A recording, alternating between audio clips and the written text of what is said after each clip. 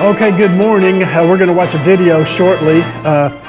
Craig, don't turn it on until I get through talking. And anyway, this is a video that I discovered through Brother Dick. He showed me this, and he said that he's shown it to different churches, and before he showed the video, people were saying, oh no, no, another video. But after it was over, people were just rejoicing in how great our God is. This video is by a guy named Louie Giglio. He lives in Atlanta. And at the bottom of the screen, as the video's playing, you'll see when he talks about distances that they'll put the metric system at the bottom for people who may be watching it in England or something like that. Also, as he talks about things in space, and he talks about light years and millions and billions of years and things like that, he's not saying that the outer space, the space is that old. He's saying, scientists say that's the speed of light if it traveled to Earth. But God, when He created everything and when He made creation, God created things with apparent age. For example, Adam and Eve were not born infants, or not created infants. They were created as adults. The trees in the garden that they ate fruit from, those trees were created not as seedlings, but as full-grown, mature trees. When God created the sun and the moon and the stars, God created all those different things out there in space so that on the day that God created them, Adam and Eve, that night, they could see the stars and the sun and the moon or whatever. So God created those things with apparent age. But God created all those stars and planets and everything else with apparent age, so the light was already reaching the earth. So as he talks about millions and billions of years, light years, he's not talking about the earth being that old. He's talking about what scientists would say as far as how long it takes to get here and how large those stars and things are. But realize that he also agrees with what we believe, that God created the earth in 6 literal 24-hour days. So don't get confused when you hear what he's saying. So I'm going to have some prayer, and then we'll watch the video. And then after the video, we'll have our closing hymn. And then after we have the closing hymn, we'll take turns for those of you who would like to just really praise the Lord and worship Him, to take turns just praising God for His greatness. And then we'll be dismissed. Would you guys welcome my friend Louie Giglio?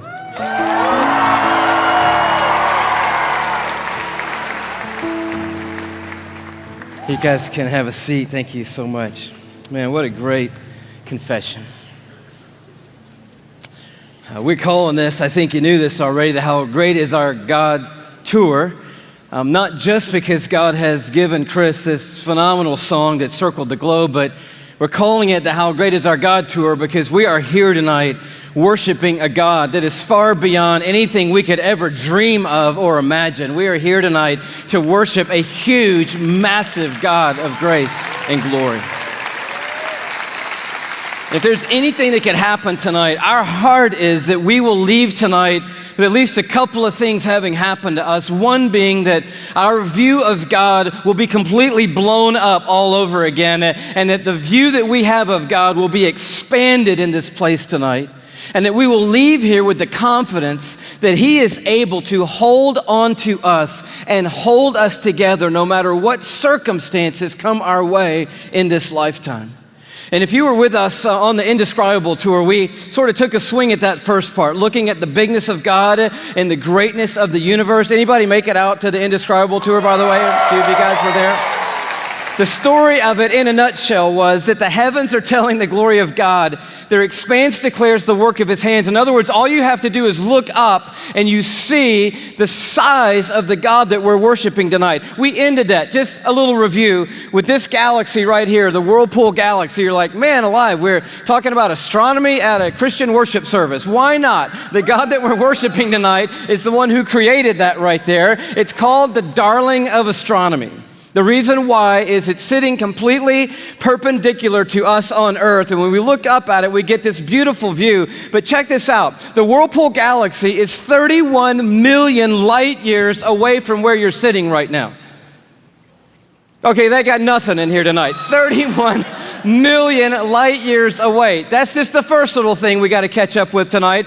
By the way, the story opens like this. In case you forgot, in the beginning, God created the heavens and the earth, and he said, let there be light, and there was light. And that was a phenomenal moment when that happened, because light came out of the mouth of God traveling 186,000 miles a second. That's how fast light is traveling through the universe. And so a light year, therefore, is how far light travels in 1 year, and I'll do the math for you. It's 5.88 trillion miles is a light year. So as we talked about before, when you start to get around in the neighborhood of God, the mile is not going to help you. The yardstick, the ruler, the tape measure, these things are of no value in the universe that God has made. We're using a ruler called a light year that's 5.88 trillion miles long. And if you'd like to go to the Whirlpool Galaxy, be my guest. All you have to do is multiply 31 million, that's how many light years it is away, by 5.88 trillion miles, and that's the distance that you've got to cover. Anybody with me so far? I'm wondering, are there any science lovers here tonight? Because we're going to have a little scientific content tonight, and I need to know if anybody's going to be with me so far. So you do the math, or you could look at it a different way. You just have to travel 186,000 miles a second for 31 million years, and voila, you will arrive at the Whirlpool Galaxy. Second thing that's pretty stunning, given that our God made that, is it contains 300 billion stars. In that one galaxy, 300 billion stars. And it is one of hundreds of billions of other galaxies in the known universe that God has made. And it just reminds us all over again tonight, man, this God that we're singing to tonight, he's enormous. He's bigger than anything we've ever dreamed of. He's bigger than our wildest imagination of him. But we ended by looking inside that thing, and this is pretty stunning. Those of you who've seen it remember, but the Hubble Space Telescope is circling the Earth at 360 miles above the Earth, and it takes amazing images of these galaxies and other phenomenon of the cosmos, and it looked into that white core of the Whirlpool Galaxy, and lo and behold, there is a black hole in there. And we'd never seen it before until Hubble could take an image of it, and I found this on NASA's site, hubblesite.org. This is what Hubble sent back to us from 31 million light years away from the black hole core of the Whirlpool Galaxy. They send us back this image right here, and it's just crazy. It's crazy. It's the glory of God, the grandeur of God. It's the grace of God and the mercy of God everywhere we look. It's the imprint of God in all of creation, everywhere we turn. And tonight we just want to begin with the bigness of God, the grandeur of God all over again. We're going to do it by looking at 4 stars. Can you handle 4 stars tonight? The first one's easy because there's just one star in our solar system, and that star is called the sun. Thank you very much. Yes, it's our own star. It's there's an image of it for you, by the way. It's a little more fierce than we often think. It's 10,000 degrees Fahrenheit on the surface, but what I want you to see about it is how big it is.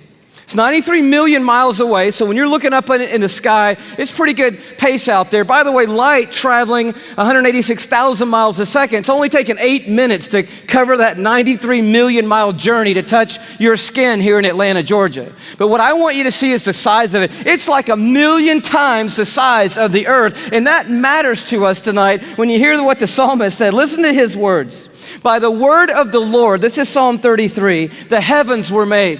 In other words, God didn't lift a finger when he made the universe. By the word of the Lord, the heavens were made. But he goes on to say, their starry hosts by the breath of his mouth. So we're looking at something so intense that we don't want to get any closer than 93 million miles away, which is what we are right now. And then we read that God just breathes out stars. It's crazy to think about it. 1,000,000 times the size of the earth. So here's a little perspective that sort of changed my life. If the earth were the size of a golf ball, okay, the sun would be 15 feet in diameter. Okay, that didn't seem to move anybody either, so let me try it a different way. Let me just try it just a different way. I thought I might need this, so I brought a golf ball, okay? So all through the evening, this is gonna represent Earth, all right? So this is where we are.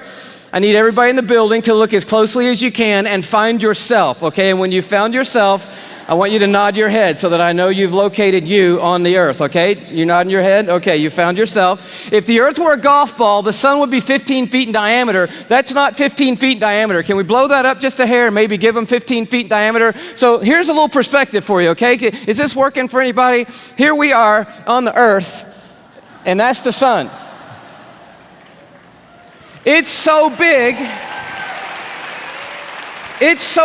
you could put 960,000 Earths inside the sun. So if the earth were a golf ball and the sun were 15 feet in diameter, you could put 960,000 golf balls inside that 15-foot diameter sun. That's enough golf balls, by the way, because I know that seems like a big number, to fill a school bus with golf balls could fit inside the 15-foot in diameter sun. It's a massive star, and it's one of hundreds of billions of stars in the Milky Way galaxy, our cul-de-sac in the neighborhood called the cosmos that God has made. It's huge, and we're worshiping a star-breathing God tonight. But I want to tell you about the second star, okay?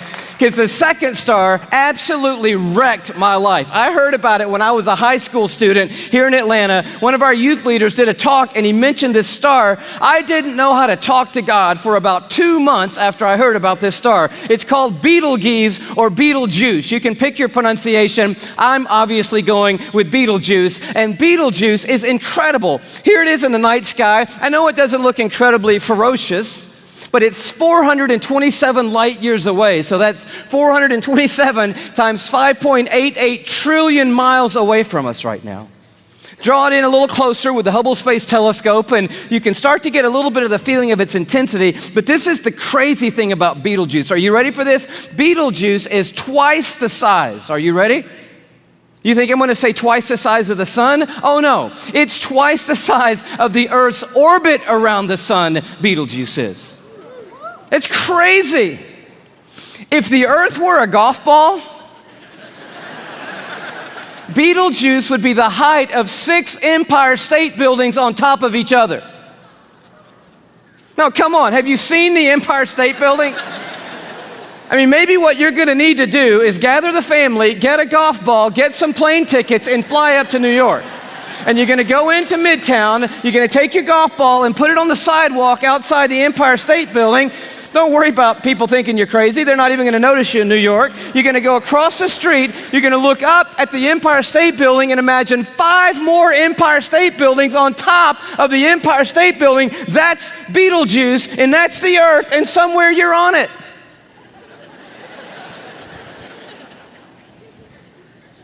You could fit 262 trillion Earths inside Betelgeuse. So if the Earth were a golf ball, that would be enough golf balls to fill up the Superdome with golf balls. 3,000 times.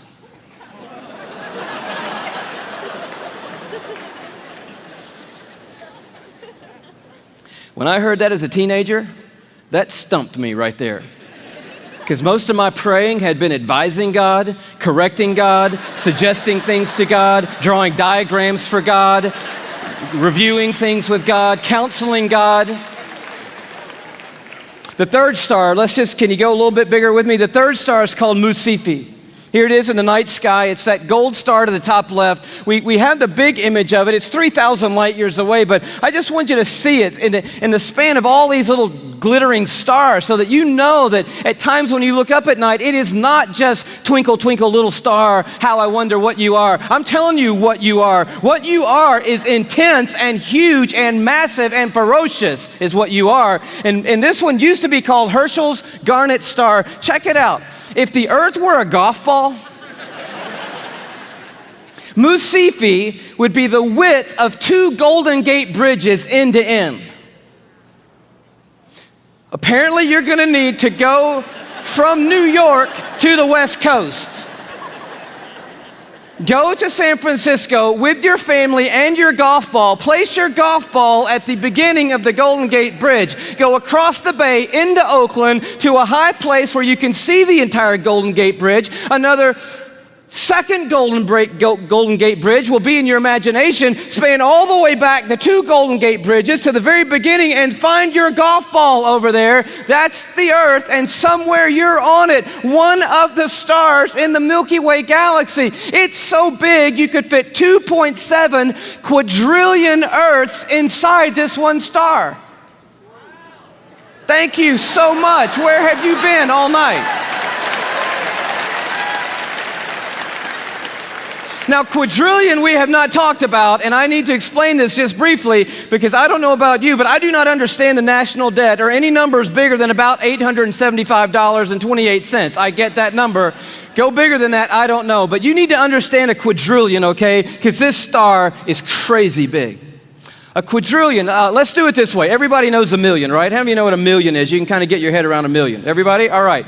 You know that a billion's 1,000 million, and a trillion is 1,000 billion, and a quadrillion is 1,000 trillion, right? Everybody knew that? Here's the perspective. This changed my life, right? A million seconds ago, 12 days ago. Isn't that cool? See, that saves you doing that on your little calculator at home, which I dare you to try to do when you get home tonight. But a billion seconds ago, you're thinking, oh my goodness, if it's 12 days ago, I'm going all the way back to like September with you, Louie. This must be crazy, right? How about May 1975 is a billion seconds ago? You're like, whoa, that's a little bit bigger than a million. Oh yeah. A trillion seconds ago, you're like, I'm on the 1800s. No. Christopher Columbus? No. 29,700 BC is a trillion seconds ago. A quadrillion seconds ago, 30,800,000 years ago is a quadrillion seconds ago. We're talking about a really large number, and Musifi is so big, you could put 2.7 quadrillion Earths inside this one star. But it is not even the biggest star we have found. I love science, and science has just brought us the largest star they found. It's called, are you ready for this? Canis Majoris. Now, I'm no linguist, but that's a cool name for the biggest star we've found so far. I think that means the big dog star, and that's exactly what it is. I bring it to you as a little bitty purple, glow just to the right of center there. But Canis Majoris, oh wow. If the Earth were a golf ball, Canis Majoris would be the height of Mount Everest.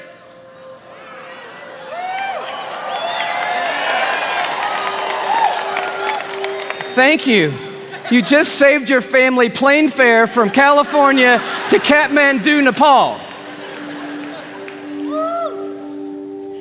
Almost 6 miles above sea level, the highest point on the planet, and I just dare you to get up there and unzip the parka and pull out your golf ball.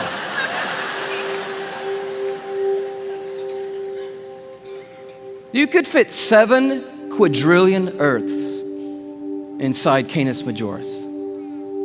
That's enough Earths, if the Earth were a golf ball, to cover the entire state of Texas in golf balls, 22 inches deep. You see the one you're on?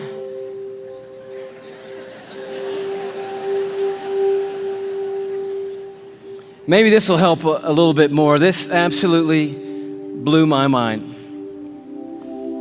Just a little journey through our solar system. Everyone knows our planets and sort of how we fit in to the story here. You see really quickly that we're not even the biggest deal in our own solar system, but as Earth comes by, you have to know tonight that we are living on a privileged planet. Anyone would tell you we're living at one of the most special places, if not the most special place in all of creation. But Neptune comes by and Saturn and then Jupiter, and you're like, okay, we're not all that big, even in our own little cul-de-sac.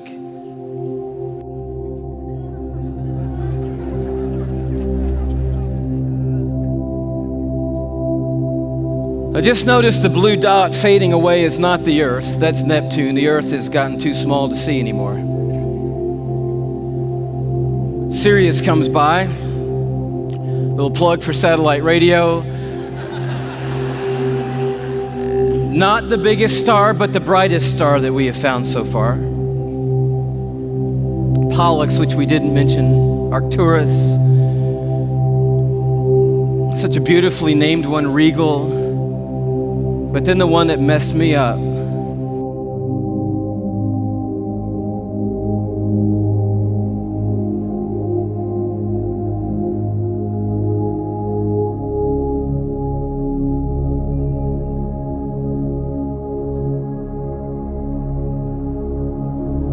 our third star, Musifi's cousin, WCFI.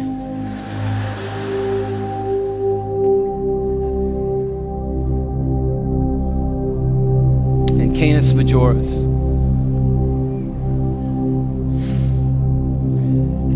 And do you know that you couldn't come up here right now with a Sharpie and make a mark on the screen that would approximate the size of our sun? You couldn't even do it. I mean, when you look at these in their relative size, we just have to put a little arrow over there that says, if you could put the sun on here, which you can't, it would go somewhere about here.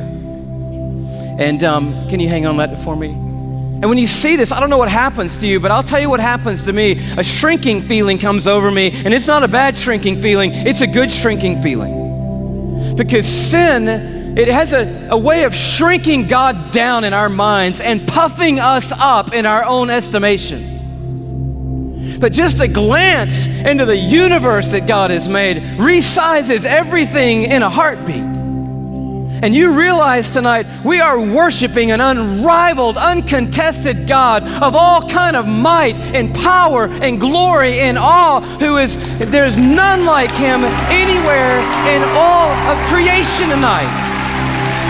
We are not here worshiping some little teeny tiny God. We are the teeny tiny ones, you and me. We are small and weak and fragile and frail. We are, you and me tonight, one of 6.5 billion people on this little golf ball sized planet in this massive universe that God has made. But I'll tell you, the miracle of tonight is crazy, and crazier to me than the size of any star, is that though we are but a vapor, you and me, and tiny and frail, we are marked by majesty. And we have been created in the very image of the God who breathes out the stars and put the universe into place. You and I are fashioned and formed and ordained by the God of all creation. We are fearfully and wonderfully made, you and I. We are a miracle. You're a miracle sitting in the building tonight. If I could just remind you just for a moment, you are somebody incredibly special. Let me just dial back to the beginning, and I know you know this already, but in the very, very beginning, here's how you happened, okay? One cell from your mom found one cell from your dad. Now, there's more involved than that, but that's enough for us right now. And by the way, we should applaud the one cell from your dad, because that one cell did a pretty heroic thing to be the one cell in the story that we're talking about tonight. One cell from your mom met up with one cell from your dad, each one carrying 23 chromosomes. The one from your mom was carrying half of her DNA. The one from your dad was carrying half of his DNA. And those two cells met and merged into one single cell. And when they did, those chromosomes matched, and they began to form together a brand new DNA code. Using 4 characters, 4 nucleotides, they began to write out what we have now discovered is the 3 billion character description of who you are, written in the language of God. They wrote out your DNA, your human genome of 3 billion characters made up of those 4 simple nucleotides. And when they did, they described who God had ordained you to be. In that one little simple cell. Scientists say if you took the DNA out of that one little cell and stretched it out, that DNA would be 6 feet long, 3 billion characters stretched out to 6 feet long. So amazing that if I were to read your DNA, reading one character per second, night and day. It would take me 96 years just to read the description of you. And when they formed together, they wrote out and painted a picture which had never been written before in the history of humankind. And then that cell did the unthinkable. It set out to build that model from one cell. I'm telling you, you are a miracle sitting in this building tonight. And you have come a long, long way. I mean, here you are. This may not be in the family photo album, but here you are at 3 days old. 16 cells of you. You say, what in the world is that? It's a 16-cell human embryo on the tip of a safety pin at incredible magnification. So by now, that one cell had turned into 16 cells on its way to making the 75 trillion cells that make up your body tonight. Every one of those 75 trillion cells containing that 6 feet of the 3 billion character DNA code that's you. There's so much DNA in your body, by the way. If you stretched it all end to end, there'd be enough DNA to go to the moon and back inside your body. 178,000 times. That's how amazing God has made you to be. 75 trillion cells in your body. And when I told you that, 50,000 of those cells died and were replaced by brand new cells when I told you that. And then just now, 50,000 more cells died and were replaced by brand new cells. It's happening every 3 seconds, day and night, all the days of your existence. And you wonder why you're tired all the time. I'll tell you, you're doing some amazing stuff night and day. We're miracles, you and me. I love the way Augustine said it, one of the great fathers of the church and of the faith. He just nailed it when he said it like this. Men go abroad to wonder at the height of mountains, the huge waves of the sea, the long course of rivers, the vast compass of the ocean, the circular motion of the stars. But they pass by themselves and they don't even notice. In the womb, miracles happening every moment. Here you are at 5 months in the womb. You remember those days? Those were the good old days. And just miracles happening every second. Let me tell you about one. Million optic nerve endings left the optic nerve center of your brain in the womb, headed for 1 million optic nerves that had left your eye. And they had to meet and match their exact partner, 1 million looking for 1 million. And when they found their exact partner out of 1 million and matched up together, in that instant you had sight. And anyone would tell you that to this moment, the most technologically advanced thing on planet Earth is your eye. Oh, but it didn't do you any good because when that moment happened, you just had one piece of skin completely covering your eyeball. But as I read in one textbook, miraculously and mysteriously at about the 6th month, a little cutting device appeared and it cut perfectly that piece of skin. And you had eyelids for the very first time in your mother's womb. You are fearfully and wonderfully made. And the God of the heavens is the one who fashioned you together. And he knows your name tonight. And he knows every single thing there is to know about you.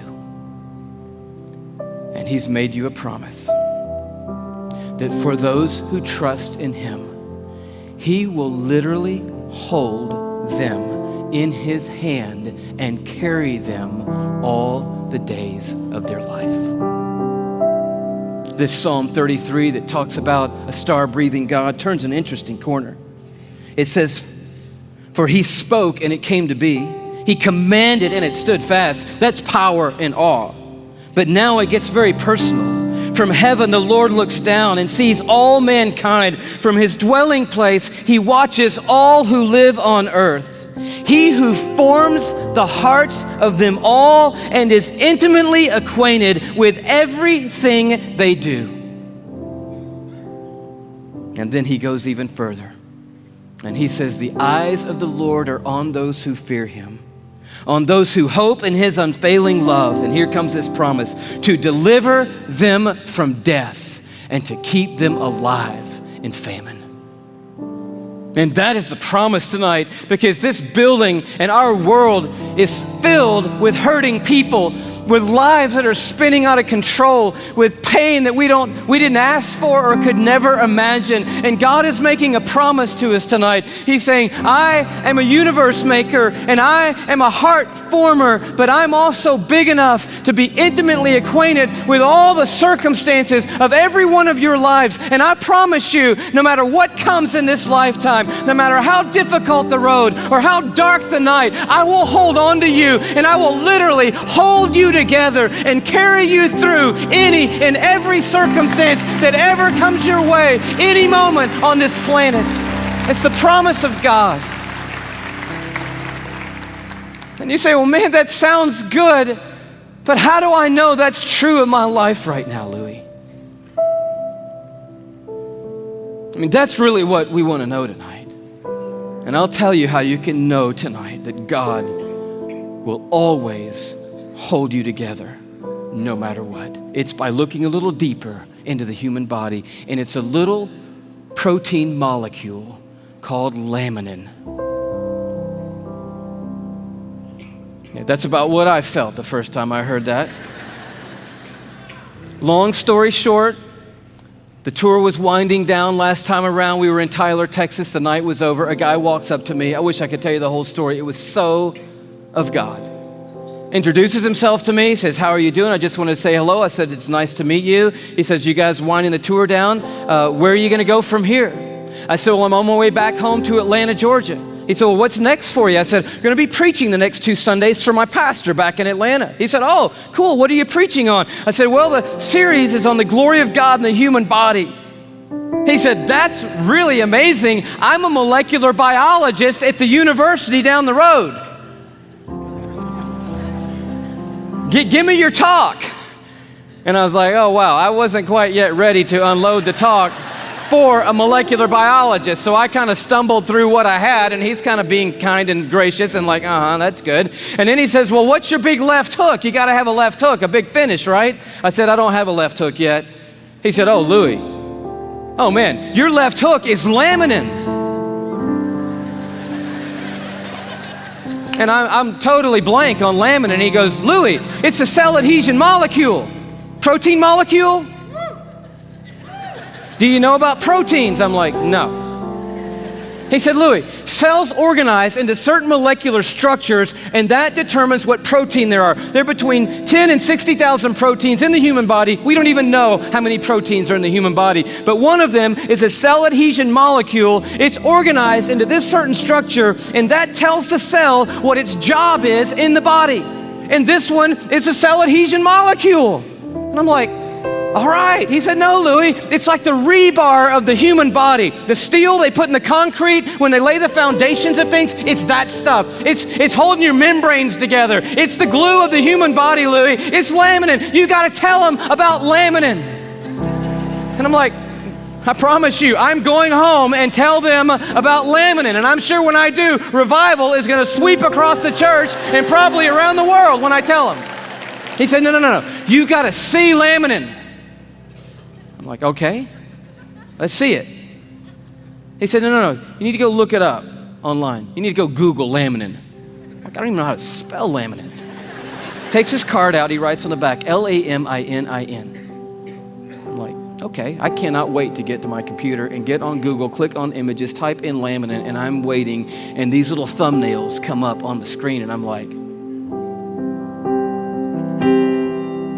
wow, that's laminin? The cell adhesion molecule. Woo! I am so excited. I am beside myself. I cannot believe what I'm seeing. I love laminin. I'm so fired up. You should see laminin, I guess. That's the thing, right? Okay. Here is a scientific diagram of the laminin cell adhesion molecule that's holding your body together right now, okay? This is what I found right here.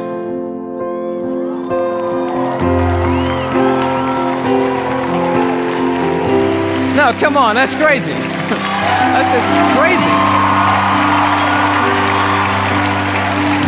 I just can't believe it.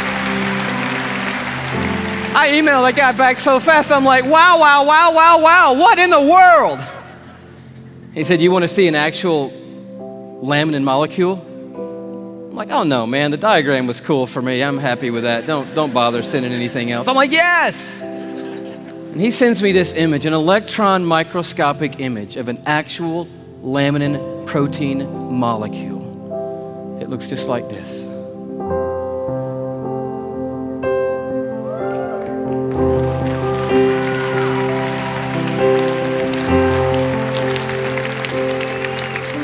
I'm like, how crazy is that? That the stuff that holds our bodies together, that's holding the lining of your organs together, holding your skin on, is in the perfect shape of the cross of our Lord Jesus Christ. And immediately I'm thinking about the words of Paul in Colossians 1. You know this beautiful passage where Paul's talking about the supremacy of Christ and the sufficiency of Christ. He says, for by him, talking about Jesus Christ, all things have been created. Things in heaven and things on earth. All things were created by Jesus and for Jesus. But then the next verse goes on to say this, it's crazy. And he, Jesus, is before all things, and in him, that is in Jesus Christ, all things hold together. It's right there. I'm like, of course they do. Of course they do. Everything holds together in Jesus Christ. And he goes on at the end of this paragraph, and he just tells the story of grace. He says, for God was pleased to have all his fullness dwell in Christ, and through Christ to reconcile to himself all things by making peace through his blood shed on a cross. So you're at the toughest place in your life. How can you know that God is going to hold you together and bring you through?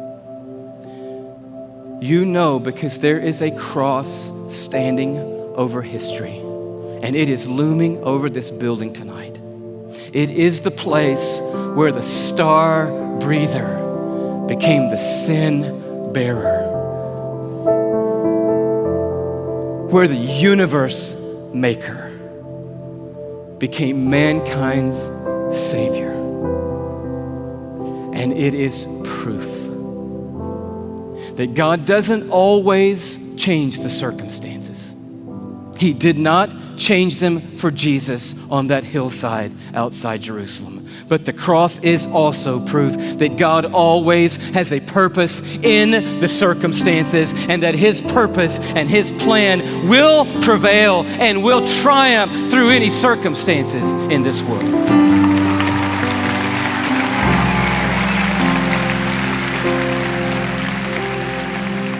So we just close with this question.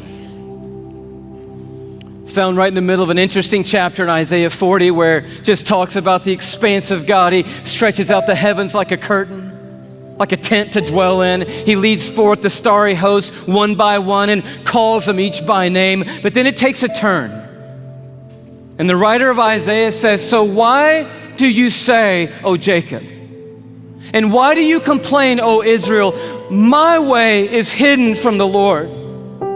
or say, my cause is disregarded by my God. In other words, there was a moment in the history of Israel when they felt like God had completely lost sight of them. That yes, I believe that God is big enough to make the world. I even believe that God ordained and made me. And now coming present tense, I'll accept the fact that God gave His Son on a cross. But what I really need to know right now, what really matters most to me right now is, does God see what I'm going through? Does He see what I'm carrying? Does He know that I can't take one more step or one more day? Does He care, and can He do something? That's what I need to know. And Isaiah answers, and he answers with another question. And it's a question for us here. He says, do you not know? Have you not heard? The Lord is the everlasting God, the creator of the ends of the earth. He will not grow tired or weary, and His understanding no one can fathom. He's huge. He is a star breather. He's big. But listen to what He loves to do. That God, that creator of the ends of the earth, that I do not grow tired or weary, that my understanding's too great for you, that God, here's what He does. He gives strength to the weary, and He increases the power of the weak. For even the youths will grow tired and weary, and young men will stumble and fall. But those who hope in the Lord, another translation, those who wait upon the Lord. The Hebrew word simply means this. When it says hope and wait, it means but those who stand right in the midst of the craziness, right in the midst of the pain, right in the midst of the chaos, right in the valley of the shadow of death, and they don't gloss over it. They're dealing with the hardest stuff in life, but standing in the middle of it, they say, you know what? I don't see what God's doing. I don't understand what the plan is, but I'll tell you one thing. I am not going to give up on God, and I'm going to stand right here in the middle of this moment, and I'm going to trust that God is sitting on a throne, that He has a purpose for my life and a plan for my life. And I believe I'm going to see the goodness of God in the land of the living, and I'm not going to stop believing that no matter what. That's what the word means, to wait and to hope on the Lord. And He said, and here's the promise. You're going to wake up to rosy circumstances. No. Oh, He can do that, and He does do that. But the promise is greater than that. He said, those who wait upon the Lord, here's what I promise. I will renew your strength. And when you think you can't take one more breath, I'll give you enough to keep going on. And enough to keep going on. And enough to keep going on. And to keep going, and to keep going, and to keep going. You keep hoping, and I'll keep causing strength to rise when you hope. And you'll keep going, and you will feel like you have been swept up on the wings of eagles, and you will run and not get weary, and walk through it all and not faint. He said, I will hold you. Even when you let go of me, I'm not going to let go of you. Do you know there are millions and millions and millions of microscopic crosses holding you together right now? And one giant, glorious cross of Jesus Christ that's holding every one of us that's trusted in Him onto the Heavenly Father, and holding the Heavenly Father onto us, and it's going to keep holding us onto Him, that cross, forever and ever and ever and ever. We will never not be carried by the strong hand of a universe-making God, and He will bring us through. That is the promise of the everlasting God. Amen. God bless you.